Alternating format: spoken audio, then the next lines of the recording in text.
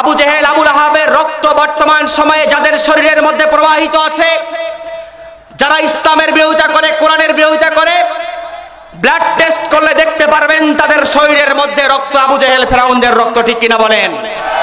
এই অবস্থা যদি তাদের হয়, সেই বোবা শয়তানের রক্ত আপনাদের ভিতরে আছে কিনা এটা আমি বলতে পারবো না। বাংলাদেশে যদি আবার আগামীর জমিনের মধ্যে খেলাফত প্রতিষ্ঠার ডাক আসে, কোরআন প্রতিষ্ঠার ডাক আসে, ইসলাম প্রতিষ্ঠার ডাক আসে, ইসলামী আন্দোলনের সিপাহ সালার নেতৃত্বে যদি আমাদেরকে ময়দানে আসার ডাক আসে, সেই পথের মধ্যে চলতে গেলে নেতার আনুগত্য করার জন্য সামিয়ে নেওয়া তো না, তাদের আনুগত্য শোনা মাত্রই মানতে রাজি আছেন কারা কারা? দুই হাত তুলে আল্লাহকে দেখান। সৎ কাজে আদেশ, অসৎ কাজে বাধা প্রদান যারাই করবে, এরাই হচ্ছে আগামীর জমিনের মধ্যে খলিফা ওমরের ভূমিকা পালন করবে, ঠিক কিনা বলেন? কুনতুম খায়রা উম্মাহ, উম্মতের মধ্যে তোমরাই শ্রেষ্ঠ। আর এই শ্রেষ্ঠ জাতি হয় যারা কোরআনের পক্ষে থাকতে গিয়ে আমৃত্যু কারাদণ্ড বরণ করে। তারা এই শ্রেষ্ঠ জাতি হয় যারা কোরআনের পক্ষে থাকতে গিয়ে মানবতার জীবন যাপন করে, আয়না ঘরে জীবন যাপন করে। তারা কোরআনের পক্ষে থাকে যারা, শ্রেষ্ঠ মানুষ হয় যারা এদেরকে নির্বিচারে হত্যা করে। গোটা দুনিয়ার জমিনের মধ্যে সবচেয়ে নৃশংস হত্যাকাণ্ডের বর্ণনা তাদেরকে দিয়ে এই জমিনে দেখানো হয়, ঠিক কিনা বলেন? কোরআনের ধারক বাহক হওয়ার কারণে, জালিম হওয়ার কারণে কি পরিমাণ জালিম তারা হয়ে গিয়েছে চিন্তা করে দেখেন। হাস্যোজ্জ্বল একটা মানুষকে কারাগার থেকে বের করে নিয়ে আসার পরে সেই মানুষটাকে ক্লিনিক্যাল ডেথের মাধ্যমে পৃথিবী থেকে বিদায় করে দিয়েছে ইনজেকশন পুশের মাধ্যমে। এতটুকু পরিমাণ আমরা বলতে পারি, সাহস যদি থাকতো ফাঁসিতে ঝুলে মারতেন, আমরা দেখতাম আপনারা কত দূর বাবের বেডি, ঠিক কিনা বলেন? সাহস যদি থাকতো আপনারা ভিতরে শেষ করে লাশটাকে বের করে দিতেন, আপনারা দেখতাম আপনাদের বুকের সাহস কতটুকু আছে। এটা করতে পারেন নাই, নাটকীয়তার মাধ্যমে কোরআনের পাখিকে ইনজেকশন পুশ করে পৃথিবী থেকে বিদায় করে দিয়েছেন, ঠিক কিনা বলেন? এটার মাধ্যমে প্রমাণ এটাই করে চরম দুঃসাহসিকতা, চরম লেভেলের আপনাদের বুকের মধ্যে সেই ভীতি কাজ করে। গলার কাটা যদি ভিতরে চলে যায়, না জানি আর কত রকমের বিপদ আমাদের সামনে চলে আসে। 1 বছর পূর্তি হয় নাই, মামু বাড়ি দিল্লি চলে গেছে, ঠিক কিনা বলেন? শহীদের রক্ত কখনো বৃথা যায় না। ইসলামী আন্দোলনের কর্মীদের রক্ত এই জমিনের মধ্যে কখনো বৃথা যায় না। 24-এর গণ অভ্যুত্থান আমাদেরকে এই শিক্ষা দিয়েছে। শহীদ আবু সাঈদ যখন রংপুরের মধ্যে বুক ফুলে টান টান করেছিল, শহীদ আবু সাঈদকে 1 বিন্দু পরিমাণ পিছপা করার ক্ষমতা কারো হয় নাই। বন্দুকের গুলি খেয়েছে, 1টা 2টা 3টা গুলি খেয়েছে। এরপর শির উঁচু করে বাতিলের সামনে দাঁড়িয়েছিল, কিন্তু কোনো সময়ের জন্য তাগুতি শক্তিদের কাছে মাথা নত করে নাই, ঠিক কিনা বলেন?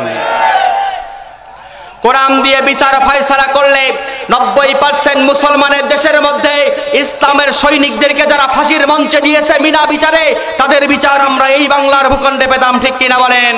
কোরআন দিয়ে বিচার ফয়সালা করলে শহীদ মতিউর রহমান নিজামীকে যারা হত্যা করেছে, তাদের হত্যার বিচার আমরা এই বাংলার ভূখণ্ডে পেতাম, ঠিক কিনা বলেন?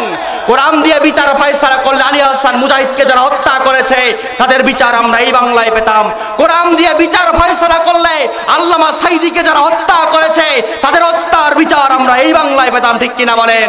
আগামীর সরকার যেই ক্ষমতায় আসবে, আমাদের একটাই আহ্বান, আর যাই হোক ইসলামী আন্দোলনের নেতাদেরকে যারা নিরাপরাধে নিবৃত্তে নিয়ে গিয়ে ফাঁসির মঞ্চে ঝুলিয়েছে, তাদের বিচার আমরা বাংলার জমিনে দেখতে চাই। কারা কারা দেখতে চান? 2 হাত তুলে আল্লাহকে দেখান। আগামীর বাংলাদেশ গড়ার জন্য আমাদেরকে একটাই শপথ নিতে হবে, আগামীর বাংলাদেশ হবে কোরআনের বাংলাদেশ, আগামীর বাংলাদেশ ইসলামের বাংলাদেশ, আগামীর বাংলাদেশ ইসলামী আন্দোলনের বাংলাদেশ। এই ইসলামী আন্দোলনের বাংলাদেশ গড়ার জন্য যদি আমাদেরকে আবার ময়দানে আসতে হয়, ময়দানে এসে যদি ঝাঁপিয়ে পড়ে নিজের জীবনকে দিতে হয়, সেই সময়ের জন্য রাজি আছেন কারা কারা? 2 হাত তুলে একটু আল্লাহকে দেখান। রক্তে রঞ্জিত ক্ষত বিক্ষত ওরা মানবতার চির দুশ্মন, মানুষ রূপী যত পিশাচ খুনি, ওদের দিন যায় রাত যায় ধ্বংস নাশের, প্রলয় বিভৎসতায় প্রহর গুণে, ওরা শত্রু এই সবুজ পতাকার, এই রক্তের দাগার যায় না মোছা, রক্তে রঞ্জিত ক্ষত বিক্ষত। আমরা শুনতে এসেছি কি? কোরআন। এই কোরআন কার কিতাব? জোরে বলেন কার কিতাব? কোরআনে কোনো ভুল আছে? সন্দেহ সংশয় থাকতে পারে কেন? থাকবেই বা কেন? এই কোরআনকে তো নাজিল করেছে আপনার আমার জীবনের মালিক, আপনার আমার মরণের মালিক সে রব্বে কারীম। কোরআনের শুরুতেই বলছেন যালিকাল কিতাব লা রাইবা ফি হুদাল লিল মুত্তাকিন। This is the book, the most authentic book in this world, where there is no doubt about it, and it's a guidance for those who are muttaqin. এটা এমন একটি কিতাব যে কিতাবের মধ্যে কোনো ভুল নেই, কোনো ভ্রান্তি সন্দেহ সংশয় নাই, যে কিতাবকে যারা অনুসরণ অনুকরণ করবে আল্লাহ রাব্বুল আলামিন তাদেরকে মুত্তাকি হিসেবে কবুল করবেন। যারা বলেন সুবহানাল্লাহ। আর এই কোরআনের সঙ্গে যদি আপনি থাকেন কাল কিয়ামতের দিন এই কোরআন আপনার, আর কোরআনের বিপক্ষে থাকলে কোরআন আপনার আমার বিপক্ষে গিয়ে সাক্ষী দেবে। ওয়াল কুরআনু হুজ্জাতুল লাকা ওয়া আলাইক, কোরআন আপনার পক্ষে এবং বিপক্ষে দলিল হবে কাল কিয়ামতের দিন। এখন বলেন কোরআন যদি কিয়ামতের দিন, আর আমার ঠিকানা কোথায়? জোরে বলেন কোথায়? ঠিকানা যদি জাহান্নাম হয় তাহলে সফলতা না ব্যর্থতা? কথা বলেন, সফলতা না ব্যর্থতা? ব্যর্থতা, অবশ্যই ব্যর্থতা। কারণ সারা জীবনে কি আমল করে রবের কাছে গেলাম, কোরআনের বিধানের বিরোধিতা করার কারণে ঠিকানা যদি জাহান্নাম হয় তাহলে তো আমাদের দুনিয়াও শেষ, পরকালও শেষ। আসেন সেই কোরআন থেকে আমরা সংক্ষিপ্ত আকারে কিছু কথা শুনবো ইনশাআল্লাহ। সম্মানিত প্রিয় ভাইয়েরা, শুরুতে 2 মিনিট একটা আপনাদের সামনে ছোট্ট ভূমিকা দাঁড় করাতে চাই।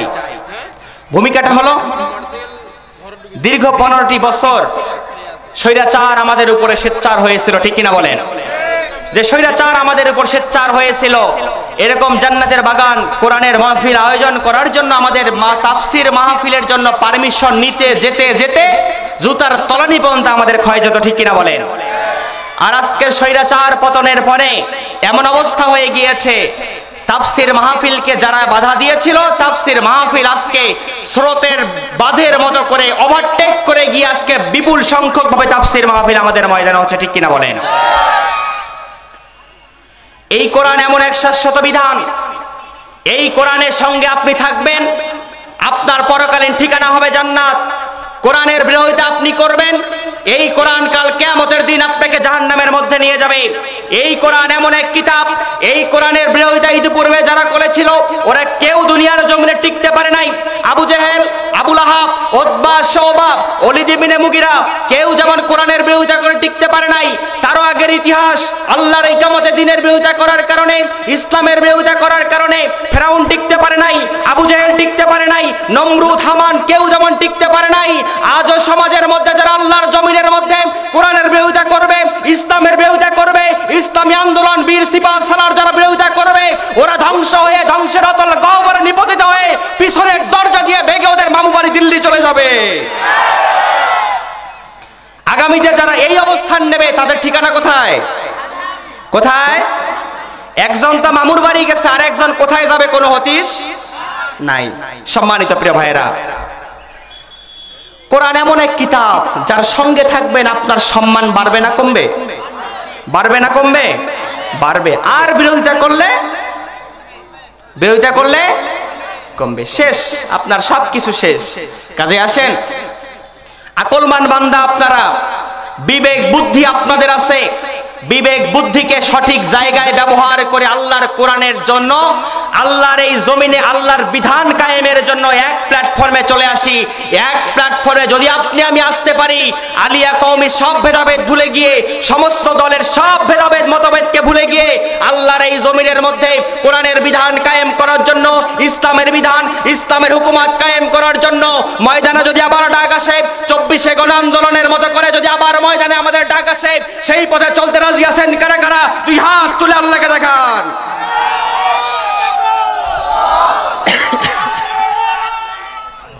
আমরা কোরআন শুনতে এসেছি, আসেন কোরআন থেকে পয়েন্ট টু পয়েন্ট আকারে সংক্ষিপ্ত কিছু কথা হবে ইনশাআল্লাহ। আসেন শুরুতে একটি বিষয় আপনি আমি জেনে নেই। এই কোরআন আপনারা যে আমার জীবনের জন্য নাজিল হয়েছে, আপনাকে আমাকে সঠিক পথের দিশা দেওয়ার জন্য। আর সঠিক পথের দিশা আপনি আমি তখনই পাবো যদি কোরআনকে আপনার জীবনের বন্ধু হিসেবে আমরা গ্রহণ করতে পারি, ঠিক কিনা বলেন? আল্লাহ রাব্বুল আলামিন বলছেন, তাহা মা আনজালনা আলাইকাল কুরআনা লিতাশকা। আল্লাহু আকবার বলেন। আল্লাহ পাক বলছেন তাহা হুরুফে মুকাত্তাত আল্লাহু আ'লাম বিমুরাদ, এর অর্থ আল্লাহ এবং আল্লাহর রাসূলই ভালো জানেন। মা আনজালনা আলাইকাল কিতাব, আমি কিতাব নবী আপনার উপরে নাজিল করেছি। মা আনজালনা আলাইকাল কুরআন, এই কুরআন আপনার উপরে নাজিল করেছি লিতাশকা, আপনার জীবনের ভাগ্যকে পরিবর্তন করার জন্য। সুবহানাল্লাহ বলেন না। কোরআন এসেছে তার মানে আমাদের জীবনের ভাগ্য পরিবর্তন করার জন্য। তার মানে এখান থেকে প্রতীয়মান এটা হয়ে যায় কোরআন আপনার আমার জীবনের জন্য নাজিল হয়েছে, আপনার আমার ভাগ্যকে পরিবর্তন করার জন্য। আপনার আমার ভাগ্যকে যদি পরিবর্তন করতে চাই, তার মানে কোরআনের সঙ্গে আপনাকে আমাকে থাকা লাগবে কিনা? কথা বলেন না, লাগবে কিনা? কোরআনের সঙ্গে যদি আপনাকে আমাকে থাকা লাগে, তার মানে এই কোরআনের বিধানকে যদি আপনি আমি নিজের জীবনের জন্য মানতে পারি, তাহলে আপনার আমার জন্য আল্লাহ রাব্বুল আলামিন আপনার আমার পরকালীন জীবনটা সহজ করে দিবেন। সুবহানাল্লাহ বলতে কষ্ট হয়। আপনারা কৃপণ চেনেন? কৃপণ চেনেন না? কিপটা, হার কিপটা চিনেন নাই লাগবে? হে, হার কিপটা কি রকম? এক বড় লোক, তার শরীরের মধ্যে রক্ত প্রয়োজন, এবি নেগেটিভ কিংবা এমন রেয়ার রক্ত যে রক্তটা খুঁজে পাওয়া যায় না সহজে। সেই রক্তটা যখন খুঁজে পেল, দেখতে পেল এক গরিব মানুষ দিন খেটে সে খেতে পায় না ঠিক মতো সপ্তাহে ভাত, একবেলা খেলে 3 বেলা না খেয়ে থাকে। এই কৃপণকে যখন খুঁজে পেল, তুলে নিয়ে আসা হলো লোকজন দিয়ে। আসার পরে লাভ কি? বললো তোমাকে রক্ত দিতে হবে। বলে আমি জীবনে রক্ত দিব না, খাইতে পারি না ঠিক মতো, রক্ত দিব কিভাবে? এই কৃপণকে যখন বললো তোমাকে রক্ত দিতে হবে, জোর করে যখন এক ব্যাগ রক্ত বের করলো, মালিক তখন রক্ত নেওয়া শেষে 10,000 টাকার একটা চেক হাতে ধরিয়ে দিল। কৃপণ চিন্তা করলো, আরে এক ব্যাগ রক্ত দিলে যদি 10,000 পাওয়া যায়, তাহলে আমি আরো 3 ব্যাগ দিব। এভাবে তখন যে 3 ব্যাগ রক্ত দিয়ে দিল, এখন বলেন তার শরীরে রক্ত আছে না শেষ? শেষ। মালিক তাকে 30,000 টাকার চেক দিয়ে দিল, চলে গেল। বলে যে এক ব্যাগের বিনিময়ে যদি 10,000 পাওয়া যায়, 3 ব্যাগে যদি 30,000 হয়, তাহলে আমি আবার রক্ত দেবো, আপনার যখন প্রয়োজন তখনই আমাকে ডাক দেবেন। মূলত লোকটা ছিল কৃপণ। লোকটা কি কৃপণ। 1 মাস 3 মাস পরে যখন আবার রক্ত লাগার সময় হয়ে গেল, লোকটি ডাক দিয়ে নিয়ে আসলো, ভাই আসো রক্ত দিতে হবে। স্বেচ্ছায় বেচারা বুক ফুলে নাচতে নাচতে চলে আসলো রক্ত দেওয়ার জন্য। এক ব্যাগ রক্ত দেওয়ার পরে মালিক যখন তাকে 10 টাকার নোট দিল, 3টা 2 টাকার নোট ছিঁড়া, তাও আবার 2টা 2 টাকার নোট বাজারে কোনো মতে চলবে কিনা সেটা চেয়েও জানে না। টাকাটা হাতে নিয়ে সঙ্গে তখন বলল, ফাইজলামি করো মিয়া, এর আগে এক ব্যাগের বিনিময়ে 10,000 দিলা, আর এখন এক ব্যাগ নিয়ে 10 টাকা দাও, তাও 10 ছিঁড়া টাকার নোট। মালিক তখন বলে, আমি আগে ছিলাম ধনী, আগে ছিলাম বড় লোক, কিন্তু তোমার কৃপণের রক্ত আমার শরীরে যখন ঢুকেছে, আমার মনটাও কৃপণ হয়ে গেছে, আমার তোমাকে দেওয়ার মানসিকতাটাও কৃপণ হয়ে গেছে। কাজেই কোরআনের কথা শোনার পরে মুখ দিয়ে জবান দিয়ে আওয়াজ বের হবে না যাদের, সোজা কথায় বুঝে নিতে হবে এরা হলো বোবা শয়তান। অতীত জামানায় যেমন আবু জেহেল, আবু লাহাবের রক্ত বর্তমান সময়ে যাদের শরীরের মধ্যে প্রবাহিত আছে, যারা ইসলামের বিরোধিতা করে, কোরআনের বিরোধিতা করে, ব্লাড টেস্ট করলে দেখতে পারবেন তাদের শরীরের মধ্যে রক্ত আবু জেহেল ফেরাউনদের রক্ত, ঠিক কিনা বলেন? এই অবস্থা যদি তাদের হয়, সেই বোবা শয়তানের রক্ত আপনাদের ভিতরে আছে কিনা এটা আমি বলতে পারবো না। কাজেই একটু জোরে বলেন সুবহানাল্লাহ, সুবহানাল্লাহ। আলহামদুলিল্লাহ। জিকিরগুলোর মাধ্যমে মিজানের পাল্লা ভারী হয়ে যায়। কিয়ামতের দিন আমল কম থাকলে আল্লাহ পাক এই জিকিরগুলোর কারণে আপনার উপর দয়া এবং করুণা করে আপনাকে জান্নাতের ফয়সালা দিয়ে দিবেন।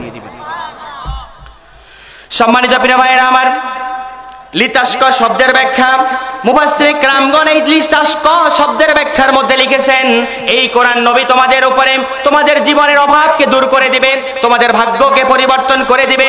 এখন বলেন তো দেখি, কোরআন যদি আপনার আমার ভাগ্য পরিবর্তন করে দেয়, তাহলে এই কোরআনের সঙ্গে থেকে এই কোরআনের বিধান এই জমিনের মধ্যে কায়েম করার দরকার আছে না নাই? এই কোরআনের বিধান যদি কায়েম করার দরকার হয়, এই কোরআন দিয়ে পরিবার চলবে, সমাজ চলবে, এলাকা চলবে, রাষ্ট্র চলবে। এই কোরআন দিয়ে আমরা আগামীর সংসদ গঠন করতে চাই, এই কোরআন দিয়ে আমরা আগামীর বাংলাদেশ গড়তে চাই। আগামীর বাংলাদেশ আমরা বিনির্মাণ করার জন্য আমরা সব শাসন দেখেছি, আমরা আরেকটিবারের জন্য আল্লাহর কোরআন দিয়ে খলিফা ওমরের মতো করে এই বাংলার ভূখণ্ড চালাতে চাই। আল্লাহর নবী সাল্লাল্লাহু আলাইহি ওয়াসাল্লাম মক্কা থেকে হিজরত করে মদিনায় চলে যাচ্ছেন। যাওয়ার সময় আল্লাহর নবী সাল্লাল্লাহু আলাইহি ওয়াসাল্লাম মাতৃভূমির দিকে বারবার পিছন ফিরে তাকায় আর আল্লাহর কাছে দোয়া করে, ওয়াকুর রব্বি আদখিলনি মুদখালা সিদকিন ওয়া আখরিজনি মুদখালা সিদকিন ওয়াজআলনি মিন লাদুনকা সুলতানান নাসিরা। আল্লাহ রাব্বুল আলামিনের কাছে দোয়া করে, আয় রব্বে কারীম, আল্লাহ কল্যাণের সাথে আমাকে তুমি মদিনার জমিনে প্রবেশ করাও, আবার কল্যাণ নিয়ে তুমি বের করাইও, এবং আল্লাহ পাক আপনি আমার জন্য একটি সুলতান আর নাসির, তার মানে আপনি আমাকে সাহায্যকারী দান করুন। তার মানে আল্লাহর নবী আল্লাহর কাছে চাইলেন নির্বাহী আদেশ, তার মানে ক্ষমতা। কি চাইলেন? কি চাইলেন? ক্ষমতা। আল্লাহর নবী আল্লাহর কাছে যখন নির্বাহী আদেশ চাইলেন, ক্ষমতা চাইলেন, এই ক্ষমতার আদেশ চাওয়ার কারণে আল্লাহর নবী সাল্লাল্লাহু আলাইহি ওয়াসাল্লাম মদিনার জমিনের মধ্যে এমন একটা রাষ্ট্র ব্যবস্থা গঠন করলো, যেই রাষ্ট্র ব্যবস্থার মধ্যে সুদ নাই, অন্যায় নাই, অবিচার নাই, জুলুম নাই, রাহাজানি নাই, রাত্রেবেলা নারীরা ঘর থেকে বের হয়ে যায়, তারপরও তাদের কোনো নিরাপত্তা দেওয়া লাগে এমন একটা সমাজ গঠন করলেন। খায়রুল কুরুনি করনি সুম্মাল্লাযিনা ইয়ালুনাহু, যেমন একটি সমাজ গঠন করলেন, এমন একটা রাষ্ট্র গঠন করলেন যেই রাষ্ট্রের মানুষ, প্রত্যেকটা মানুষ সোনালী সমাজে পরিণত হয়ে গিয়েছিল। আজও যদি সেই কোরআন প্রতিষ্ঠার জন্য, সেই রাষ্ট্র কায়েম করার জন্য সেই সোনালী যুগকে ফিরে আনা আমাদের প্রয়োজন হয়, এখন বলেন তো দেখি আমাদের কোরআনের সঙ্গে থাকার দরকার আছে না নাই? আরো জোরে বলেন না, আছে না নাই?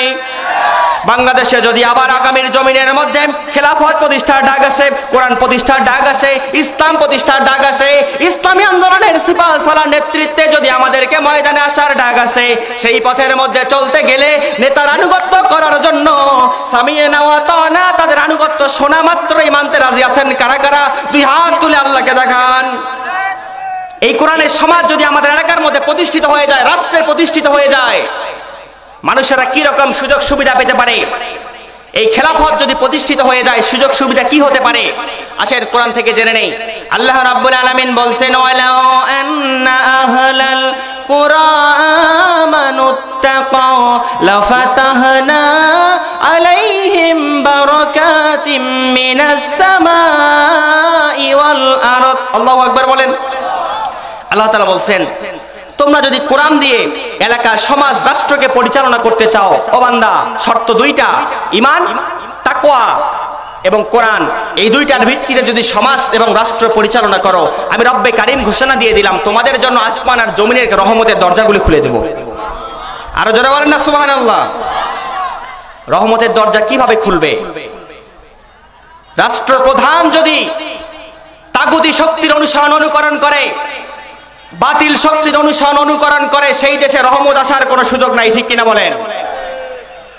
যে ইমানুয়েল ম্যাক্রো ফ্রান্সের মধ্যে আমার রাসূলকে কটূক্তি করা হয়েছিল, রাসূলের ব্যঙ্গাত্মক চিত্র প্রদর্শন করেছিল ফ্রান্সে,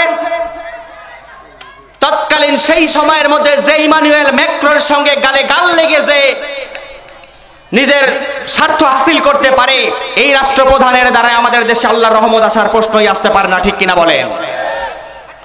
সময়ের ব্যবধানে, কালের বিবর্তনের কারণে তাদের অবস্থা এমন হয়ে গিয়েছে, পরনের শাড়িটাও তারা নিয়ে যেতে ঠিক মতো পারে নাই। 45 মিনিটের আলটিমেটাম পেয়ে দুপুরে রান্না করা ভাতটাও তারা খেয়ে মামু বাড়ি যেতে পারে নাই। 3.5 ঘন্টা বিমান আকাশে উড়েছে, এরপর মামুও জায়গা দেয় নাই, বহুত কাহিনী করে তারপর মামু তার ঘরে জায়গা দিল। সম্মানিত প্রিয় ভাইরা, এই কোরআনের রাজ যদি আমাদের সমাজের মধ্যে কায়েম হয়ে যায়, কোন ব্যক্তিদেরকে দিয়ে আল্লাহ পাক এই সমাজকে কোরআনের রাজে পরিণত করে দিবেন, সেই ব্যক্তিদের চেনার দরকার আছে না নাই?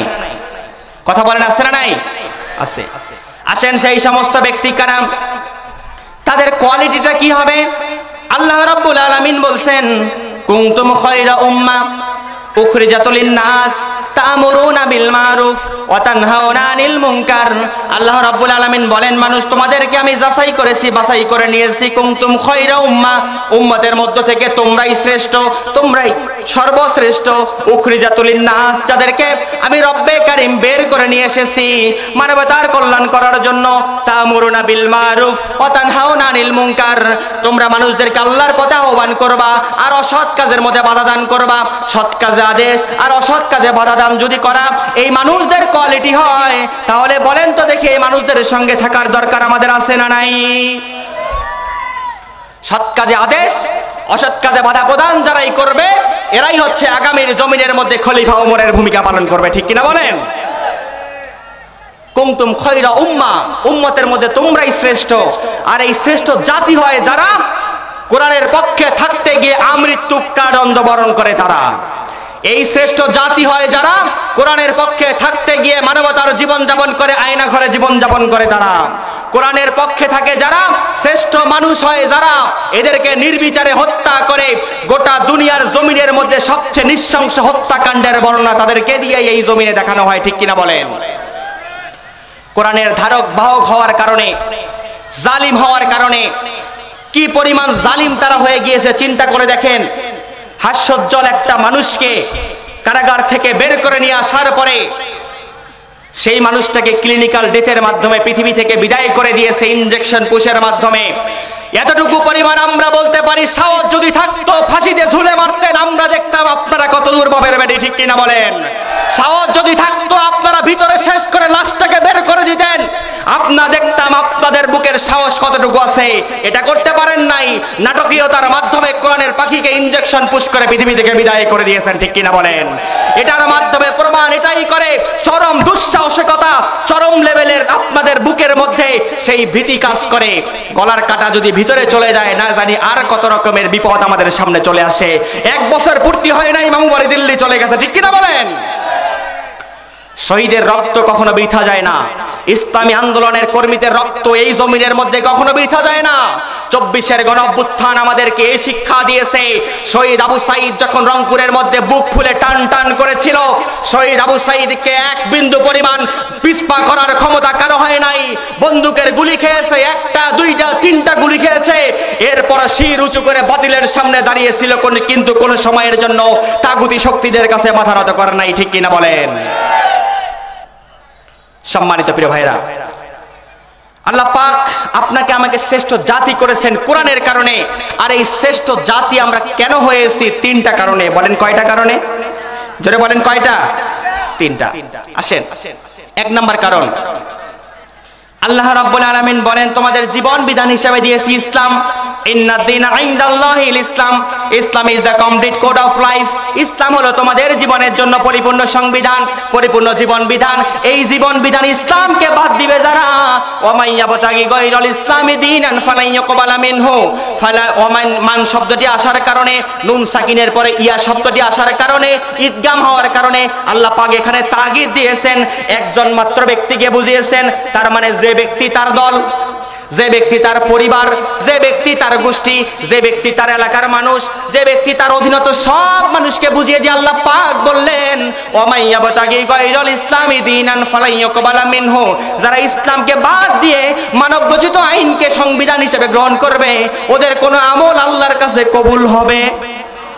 কথা বলেন হবে? ওদের কোন আমল যেমন আল্লাহর কাছে কবুল হবে না। ওয়া ফিল আখিরাতি মিনাল খাসিরিন। এদের দুনিয়াও শেষ, পরকালও। আর ইসলামকে বাদ দিয়ে যারা ভারত, আমেরিকা আর রয়ের এজেন্টকে দুনিয়ার জমিনের মধ্যে যারা বাস্তবায়ন করে দিতে চেয়েছিল, এরা যেমন দুনিয়ার জমিনে কেউ টিকতে পারে নাই, রয়ের এজেন্ট যারা দুনিয়াতে বাস্তবায়ন করতে চেয়েছিল, এরা যেমন টিকতে পারে নাই। ওমান আরাদা আন যিকরি ফাইন্না লাহু মাইশাতান দানকা। আল্লাহ রাব্বুল আলামিন দুনিয়াটা ওদের জন্য সংকীর্ণ করে দিয়েছেন। ঠিক কিনা বলেন? ওদের দুনিয়া সংকীর্ণ, স্থান নাই দুনিয়ায়। মামু বাড়ি চলে যায়, মামু লাথি মেরে বের করে দিতে চায়। ঠিক কিনা বলেন? সম্মানিত প্রিয় ভাইরা, 1 নাম্বার দিয়েছেন আল্লাহ পাক ইসলাম। 2 নাম্বার দিয়েছেন আমরা মুসলমান ঘরে জন্মগ্রহণ করেছি। বলেন, মুসলিম ঘরে জন্মগ্রহণ করলে সবাই মুসলমান হয়? কথা বলেন, হয়? মুসলিম ঘরে জন্মগ্রহণ করলে সবাই মুসলমান হয় না। গরুর পেটে জন্ম নিলে সেটা গরুই বের হয়, মুরগির পেটে যেটা জন্ম নেয় সেটা মুরগিই বের হয়, ছাগলের পেটে যেটা জন্ম নেয় সেটা ছাগলই বের হয়। কিন্তু মানুষের পেট থেকে মানুষ বের হয়, কিন্তু মুসলমান বের হয় না। ঠিক কিনা বলেন? যার কারণেই তো গোটা দেশটাকে আমরা এমন অবস্থা করে ফেলেছিলাম 15.5 বছরের স্বৈর শাসকের ক্ষমতায়। গোটা দেশটাকে আমরা আজকে মূর্তির দেশে পরিণত করেছি। ঠিক কিনা বলেন? যেখানেই যায় সেখানেই বাপের ছবি। কথা বলেন? যেখানেই যায় সেখানে তারা শুধু বাপের ছবি। ফেরাউন যখন ক্ষমতার মধ্যে ছিল, তার কর্মসূচি ছিল 4টা। জোরে বলেন কয়টা? 4টা। 1 নাম্বার কর্মসূচি হলো তার রাষ্ট্রের অধীনস্থ সব মানুষদেরকে সে দলীয়করণ করে ফেললো। আবার তাদের চাকরির বেতনগুলিকে ডাবল করে দিল। রাস্তার মোড়ে মোড়ে প্রত্যেকটা জায়গার মধ্যে তার মূর্তি বসানো শুরু করে দিল। আর তার অধীনস্থ মানুষ যারা বলে চাকরি করব না, তাদেরকে প্রমোশন দিয়ে উচ্চ র্যাঙ্কের মধ্যে বসিয়ে দিত। নব্য ফেরাউনরা সেই টেকনিক অবলম্বন করেছে, কিন্তু এমন অবস্থা, ঘরের শত্রু বিভীষণ আপন বোন জামাই তার সঙ্গে শেষ পর্যন্ত গাদ্দারি করতে বাধ্য হয়েছে। ঠিক কিনা বলেন? সম্মানিত প্রিয় ভাইরা, 3 নাম্বার, আমরা শেষ নবীর উম্মত হয়েছি। শেষ নবীর উম্মত হওয়ার জন্য আদম আলাইহিস সালাম থেকে ঈসা আলাইহিস সালাম পর্যন্ত দোয়া করেছে, আল্লাহুম্মা জাআলনি মিন উম্মতি মুহাম্মদ সাল্লাল্লাহু আলাইহি ওয়াসাল্লাম। হে আল্লাহ, আমাকে শেষ নবীর উম্মত হিসেবে একটি বারের জন্য পৃথিবীতে প্রেরণ করিও। একজনের দোয়া কবুল হয়েছে, সেটা হলো ঈসা আলাইহিস সালাম শেষ জামানায় আসবেন উম্মত হয়ে, কিন্তু নবী হিসাবে আসবেন না। সম্মানিত প্রিয় ভাইরা, শ্রেষ্ঠ মানুষ যারা, এই সমস্ত বান্দাদের ব্যাপারে আল্লাহ রাব্বুল আলামিন বলছেন, শ্রেষ্ঠ মানুষ দুনিয়াতে হবে যারা আল্লাহ রাব্বুল আলামিন যুগে যুগে তাদেরকে ঈমানি পরীক্ষার মধ্যে ফেলবেন। আর নবীরা আল্লাহর প্রিয় ছিল, কম প্রিয় ছিল না বেশি প্রিয় ছিল? জোরে বলেন, কম না বেশি? বেশি। কারণ যার ঈমান হয় যত বেশি, তার আল্লাহর সাথে সম্পর্কও হয় তত বেশি। ঠিক কিনা বলেন? আশাদ্দুন নাসি বালাগাল আম্বিয়া সুম্মাল আমসাল ফাল আমসাল। সব থেকে বেশি পরীক্ষার সম্মুখীন হয়েছিল নবীরা। আর নবীরা যে পরীক্ষার সম্মুখীন হয়েছিল, এই পরীক্ষার সম্মুখীন আজ পর্যন্ত আপনি আমি হতে পারি নাই। সম্মানিত প্রিয় আল্লাহর বান্দাগণ, যুগে যুগে জালিমেরা ইমানদারদের উপরে পরীক্ষা নিত। সেই যুগে ইমানদারদের উপরে পরীক্ষা নিত তারা 5টি ভাবে। জোরে বলেন কয় ভাবে? জোরে বলেন না কয় ভাবে? 5 ভাবে। 1 নম্বর, যুগে যুগে জালিমরা ইমানদারদের উপরে পরীক্ষা নিত। সেই যুগের মধ্যে তারা ইমানদারদেরকে সেই যুগের মধ্যে কলঙ্ক মনে করত। আল্লাহ রাব্বুল আলামিন বলেন, ক্বালু ইন্না তাতায়্যারনা বিকুম লা ইল্লাম তানতাহু লানারজুমান্নাকুম ওয়া লা ইয়ামাসসান্নাকুম মিন্না আযাবিন আলীম। আল্লাহ রাব্বুল আলামিন বলছেন, সেই যুগের মধ্যে তারা ইমানদারদেরকে কলঙ্ক মনে করে ইমানদারদেরকে তুলে নিয়ে এসে পাথর মেরে মেরে তাদেরকে জখম করে মৃত্যুবরণ করাতো। আর নব্য ফেরাউনের এই জামানার মধ্যে ইমানদারদেরকে পাথর মারা লাগে নাই, বাড়িতে মানুষ ঘুমে থাকে, তুলে নিয়ে এসে গায়েবী মামলার আসামি তাদেরকে বানিয়ে দেয়। মার্ডার হয় রাঙ্গামাটিতে, আসামি করে রংপুরে। ঠিক কিনা বলেন? কোথায় কি হয় কোনো হদিস পাওয়া যায় না। যেখানে পাও ধরো, ধরে নিয়ে এসে মিথ্যা মামলা দিয়ে কারাগারে পুরে দিয়ে তাদেরকে ফাঁসির মঞ্চে দাও, পরিবার থেকে বিচ্ছিন্ন করে দাও। কোথায় কি হয় হোক, আমাকে আমার অবৈধ চেয়ার ঠিক রাখা লাগবে। চেয়ারের বড়াই করিয়েন না। চেয়ার আজকে আপনার আছে, কালকে আরেকজনের হাতে যাবে, পলা বদল করবে আরেকজনের হাতে যাবে। কিন্তু স্বেচ্ছায় নেমে গেলে এটার সম্মান থাকে, জনগণ টেনে নামালে এটার আর সম্মান থাকে। সম্মানিত প্রিয় ভাইরা, সেই যুগের মধ্যে তারা ইমানদারদেরকে কলঙ্ক মনে করত। আজও তারা কলঙ্ক মনে করে, কিন্তু ভাষাটাকে পরিবর্তন করে। তারা তাদেরকে বলে, ইমানদারদেরকে নিয়ে বলে, ইমানদাররা, মৌলবীরা তোমরা দেশের মধ্যে থাকবা, দেশ চালাবা, স্বপ্ন তোমরা দেখিও না। তোমাদেরকে রাজাকার ট্যাগ দিব, মৌলবাদ ট্যাগ দিব, জঙ্গি ট্যাগ দিব, এরপরও তোমাদেরকে আমরা মাথা উঁচু করে দাঁড়াতে দিতে পারবো না। এই চিন্তা যারা যত করেছে, এই জমিনের মধ্যে টিকতে পারে নাই। আলেমদের উপরে মিথ্যা ধর্ষণের মামলা তারা দিয়েছে। তাদের দলের মধ্য থেকেই জাহাঙ্গীরনগর বিশ্ববিদ্যালয়ে জসিমউদ্দিন মানিককে ধর্ষণের সেঞ্চুরি করে তাকে বুক ফুলে মিষ্টি বিতরণ করতে খুঁজে পাওয়া যায়। কোরআন দিয়ে যদি আজকে আমরা বিচার ফয়সালা করতে পারতাম, জসিমউদ্দিন মানিকের ধর্ষণের মামলার বিচার আমরা এই বাংলায় পেতাম। ঠিক কিনা বলেন? কোরআন দিয়ে যদি বিচার ফয়সালা করতে পারতাম, বুয়েটের মেধাবী ছাত্র আবরার ফাহাদকে নৃশংসভাবে হত্যাকাণ্ড এই জমিনে আমরা দেখতে পেতাম না। কোরআন দিয়ে বিচার ফয়সালা করলে নুসরাতকে আগুন দিয়ে পুড়ে মারার মতো নৃশংস হত্যাকাণ্ড আমরা চোখের সামনে দেখতে পেতাম না। কোরআন দিয়ে বিচার ফয়সালা করলে তনু হত্যার বিচার আমরা এই বাংলার ভূখণ্ডে পেতাম। ঠিক কিনা বলেন? আজকে থেকে 1 মাস কিংবা 25 দিন আগের ঘটনা, 67 বছরের মহিলাকে ধর্ষণ করেছে জানোয়ারগুলি। কোরআন দিয়ে বিচার ফয়সালা করলে এদের বিচার আমরা এই বাংলায় পেতাম। ঠিক কিনা বলেন?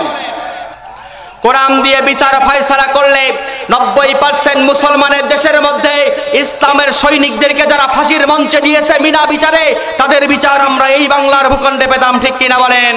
কোরআন দিয়ে বিচার ফয়সালা করলে শহীদ মতিউর রহমান নিজামীকে যারা হত্যা করেছে, তাদের হত্যার বিচার আমরা এই বাংলার ভূখণ্ডে পেতাম, ঠিক কিনা বলেন? কোরআন দিয়ে বিচার ফয়সালা করলে আলী আহসান মুজাহিদকে যারা হত্যা করেছে, তাদের বিচার আমরা এই বাংলায় পেতাম। কোরআন দিয়ে বিচার ফয়সালা করলে আল্লামা সাঈদীকে যারা হত্যা করেছে, তাদের হত্যার বিচার আমরা এই বাংলায় পেতাম, ঠিক কিনা বলেন? আগামীর সরকার যেই ক্ষমতায় আসবে, আমাদের একটাই আহ্বান, আর যাই হোক ইসলামী আন্দোলনের নেতাদেরকে যারা নিরাপরাধে নিবৃত্তে নিয়ে গিয়ে ফাঁসির মঞ্চে ঝুলিয়েছে, তাদের বিচার আমরা বাংলার জমিনে দেখতে চাই। কারা কারা দেখতে চান? দুই হাত তুলে আল্লাহকে দেখান। কলঙ্ক মনে করত এবং দ্বিতীয় ধাপে ইমানদার হয়ে যারা এই জমিনের মধ্যে, তাদেরকে তারা অপবাদ দিত। এই অপবাদ দেওয়া আজকের কথা নয়, এই অপবাদ হলো সেই নবীদের জামানা থেকে, ঠিক কিনা বলেন? সেই যুগের মধ্যে ইমানদারদেরকে তারা অপবাদ দিত। অপবাদের সিস্টেমটা কি? ছোট্ট একটা ঘটনার সারমর্ম দেই। মুসা আলাইহিস সালামের জামানার মধ্যে কারুন, মুসা আলাইহিস সালাম কারুনকে বলল, কারুন, রাষ্ট্রের মধ্যে ইসলামী সমাজ ব্যবস্থা করার জন্য আপনাকে যাকাত দিতে হবে। যাকাত ব্যবস্থার কথা যখন কারুনকে বলল, কারুন তখন বলল, মুসা, নিজের অর্জিত সম্পদ কেন আমি যাকাত দিতে যাব? মুসা আলাইহিস সালামকে কারুন তখন বলল, নিজের অর্জিত সম্পদ আমি যাকাত দিতে পারবো না। হক আর বাতিলের মধ্যে যখন একটা বিভেদ সৃষ্টি হয়ে গেল, মুসা আলাইহিস সালামকে নিয়ে কারুন যখন ষড়যন্ত্র করা শুরু করে দিল, কারুন তার রাজদরবারের মধ্যে, ট্রাইব্যুনালের মধ্যে সিদ্ধান্ত গ্রহণ করা শুরু করে দিল, মুসার বিরুদ্ধে প্রপাগান্ডা জারি করব। একটা প্রপাগান্ডা, সেটা হলো মুসা হলো ধর্ষণকারী, মুসা ধর্ষণ করেছে। কি করেছে বলেন? কি করেছে বলেন? ধর্ষণ করেছে। কারণ মুসা আলাইহিস সালামকে যখন অপবাদ দিয়ে দিল, দেওয়ার জন্য কারণ চিন্তা করলো, ধর্ষণ কাকে দিব? নবীরা কি কোনো অপরাধ করতে পারে? নবীরা নিরপরাধ, ঠিক কিনা বলেন? নবীদের বিরুদ্ধে অপবাদ দেওয়ার জন্য, নবীদের বিরুদ্ধে কালিমা রোপণ করার জন্য কারণ এই সিদ্ধান্ত যখন গ্রহণ করলো, সেই জামানায় একজন বেশ্যা ছিল, তার নাম হলো জাবজা। জাবজার কাছে গিয়ে বলে, জাবজা, তোমাকে একটা সাক্ষ্য দিতে হবে, মিথ্যা সাক্ষ্য। সেটা কি? মুসা ধর্ষণ করেছে এটা বলতে হবে। জাবজা বলে, এটা আমি পারবো না। নানান কায়দা কৌশলে টাকা পয়সা দিয়ে চুক্তি হয়ে গেল। জাবজাকে নিয়ে আসলো মুসার দরবারে। মুসা আলাইহিস সালাম তার জামানার মানুষদের সামনে নসিহা করতেছিল, দিন সম্পর্কে বোঝাচ্ছিল। এই সময় জাবজাও এসে বসলো। এই বসার সঙ্গে সঙ্গে কারণ পিছন থেকে বলে, জাবজা বলো, মুসা ধর্ষণ করেছে। এখন বলেন, এই জায়গার মধ্যে যখন জাবজা বসেছিল, জাবজার মাথার মাইন্ডসেটটাকে পরিবর্তন করে দিয়েছে কে? জোরে বলেন কে? জাবজার মাইন্ডসেট পরিবর্তন করে দিয়েছে আল্লাহ রাব্বুল আলামিন। আল্লাহ পাক জাবজার মাথার মাইন্ডসেট পরিবর্তন করে দিয়েছে। জাবজা পিছন থেকে বলে, কারণ অপেক্ষা কর, একটু পরে বলি। একটু পর করতে করতে মুসা আলাইহিস সালামের চেহারার মুজিজা আর তার দিনের কারণে জাবজার মানসিরা পরিবর্তন হয়ে দাঁড়িয়ে বলে, এ মুসার কওমের লোকেরা, তোমরা দেখতে পাচ্ছ এই যে কারুন আমাকে নিয়মিত প্রতি রাতে গিয়ে ধর্ষণ করে। এখন বলেন, যাদেরকে মিথ্যা মামলা দিয়ে ধর্ষণ করার চেষ্টা করা হয়, তারা কি ধর্ষণ করে? যাদেরকে মিথ্যা মামলা দেওয়া হয় তাদেরকে ধর্ষণ করে। আলেমদের উপরে নানান রকম ট্যাগ লাগিয়ে যারা মিথ্যাবাদী বলে, ধর্ষণকারী বলে ট্যাগ লাগিয়ে দেওয়ার চেষ্টা করে, তাদের ভিতর থেকেই ধর্ষণের সেঞ্চুরি করা মানুষকে খুঁজে পাওয়া যায়, ঠিক কিনা বলেন?